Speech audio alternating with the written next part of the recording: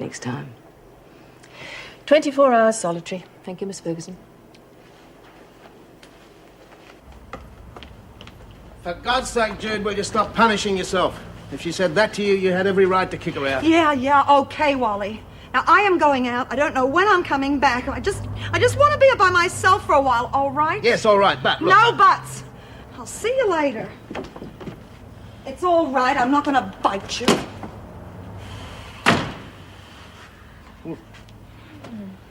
You girls really play up the moment I turn my back, don't you? Well, it was awful, Wally. Betty said some dreadful things. Yeah, well, it hasn't been a very pleasant sort of day.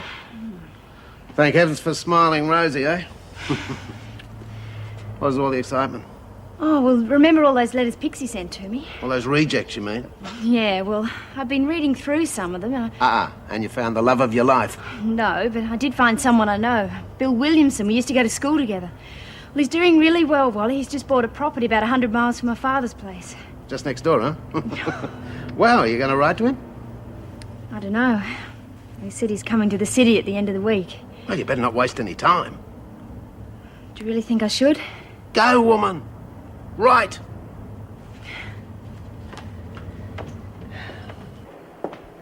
You really think you've got it made, don't you?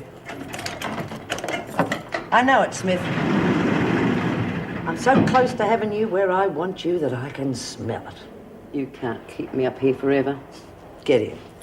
I don't know what you're playing at, Ferguson, but you know what'll happen to Stevens if she tries to take over as top dog. Oh, she's already taken over, Smith. Didn't anybody bother to tell you? Because she made one bucket of cheap booze. I wouldn't bet on it. Oh, but she didn't make it. Your drunken old mate did. Oh, she wasn't too eager at first, but it's amazing what little persuasion in the middle of the night can do. You sadistic bitch. I'll have quite a production line going. Birdsworth on the booze, Hunt on the gambling. Oh, you were set up, by the way, Smith, but then I suppose you've already realised that. Now, where was I? Oh, yes. Stevens will be looking after the drugs. I might even set up a fund if we make too much money. I could name it after your daughter, the Debbie Smith Fund for Hopeless Health!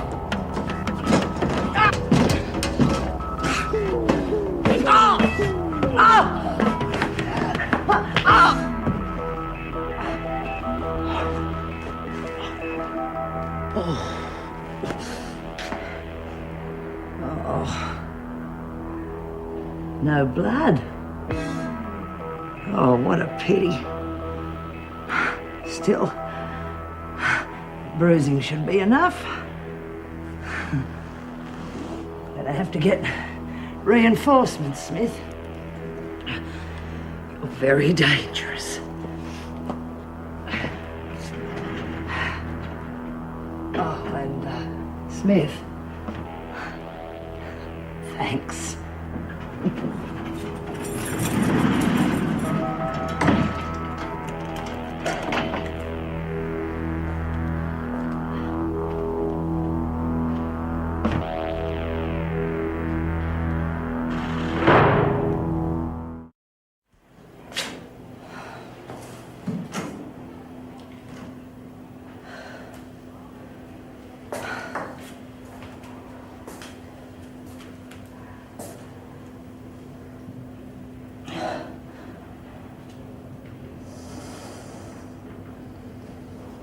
Smith, that won't do at all.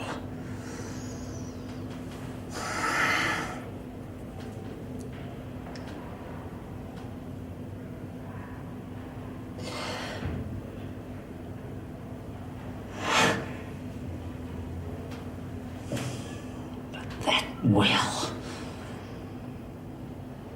And that's the last one. Murphy. If I give her any more penicillin, she'll start to turn mouldy. Right. Well, that was a pretty light morning for you. Yeah, and nothing much on this afternoon, so if you don't mind, I'd like to knock off early. I'd like to call into Driscoll and see how they are. Oh, yes. Judy must be feeling dreadful. Is there anything I can do? Not really. She just needs time to sort... Oh, I'm sorry, Governor. Look, I just tried to lock Smith into solitary and she attacked me. You all right?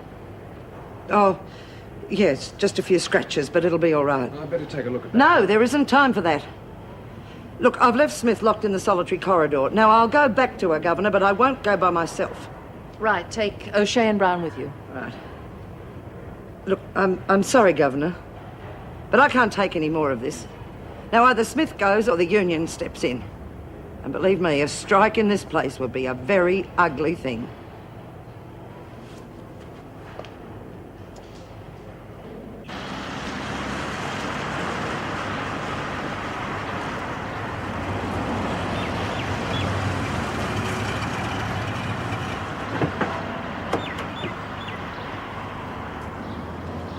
I was just on my way to see you.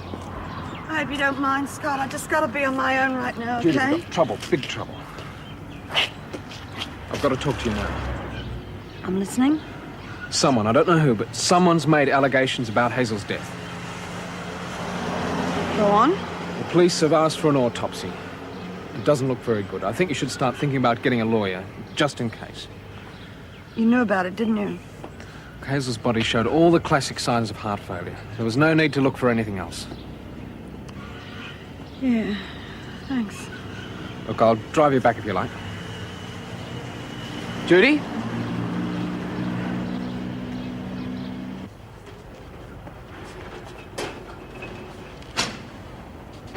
G'day, Mrs. Barfield. Finished with your cup? Haven't even touched it yet, you see?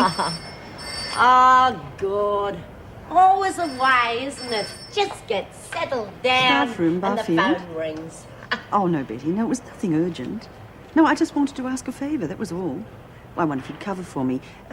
Night duty, it's Tuesday week? Bloody Oh, hell. good, oh, good, that's one I owe you. Oh, same here. When anything like this comes up, it's always my children. Wordsworth? Oh, God. They made me hell. Bye. Clumsy fool. No kidding, I'm as clumsy as a bull in a china Come on, shop it's today. going Oh, everywhere. wonderful. I was reading that. Oh, I'm sorry, Mrs. Barfield. Yeah, well, you can't read it anymore. Come on, Birdsworth, would you get out? Get back to the kitchen. There's no pleasing some people. Made a lovely mess, didn't she? Listen, you're on desk duty this afternoon, aren't you? Yes, why? Well, I don't know whether you've already read it, but there's an article hidden here about Mason. Tear it out before the women see it, all right? What's this about Mason? Oh, listen to it. And so, after applying to the fascinating Pixie, can't you imagine, sat waiting with bated breath. Imagine my joy when I received the reply. Yes, readers, I reached first base. An invitation to meet the one and only love of my life. Who wrote that rubbish? The name is Featherstone, writes for the gossip column. Well, I don't suppose he'll present himself with that name, so we'd better be very careful when these applicants start arriving. Why not put a stop to the whole exercise? Well, legally, we can't. Yes, but when the women find out he's a reporter, they can tell him any sort of lie. So let's make sure they don't. Take care of the papers, will you, Mrs. Barfield? I'll get on right away. Colleen, before you leave, I'm afraid we've got trouble. What kind of trouble? The Joan Ferguson kind. And although the name Clive Featherstone may never feature on the front page of your favourite tabloid, what care I? I've got my favourite Pixie to keep me warm. Good fun. Pixie got him wrapped around your little finger. Yes, and doesn't he write the loveliest words? Just think, Mrs. Pixie Featherstone. Feather brain, if you ask me. Don't listen to her, Pixie. I think you're doing very well for yourself. Yes, Lizzie, I thought you'd be very pleased for me. Good, if I'd known you were going to take that seriously, I'd never have it shown to you. Lizzie's right. You've only got to read it to see that he's making a fool of you. Oh, but he isn't. I mean, he couldn't. Because, well, if he comes to see me, I just refuse to see him. How will you know him? Well, by his name, of course. Honestly, Petra, you just don't think sometimes, do you? Well, perhaps you're right, Pixie, but Featherstone isn't a very common name, is it? Tell me, do you remember writing to anyone called Featherstone? No, but... Well, what does all that mean? It means he's using a fake name. Come off it. Why would he do that? To get a story, of course. But I'm sorry, Pixie, but he's making a fool of you.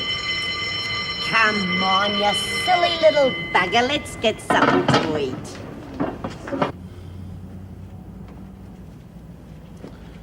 Oh, thanks. So, by the time I got back to Driscoll, Betty had packed a bag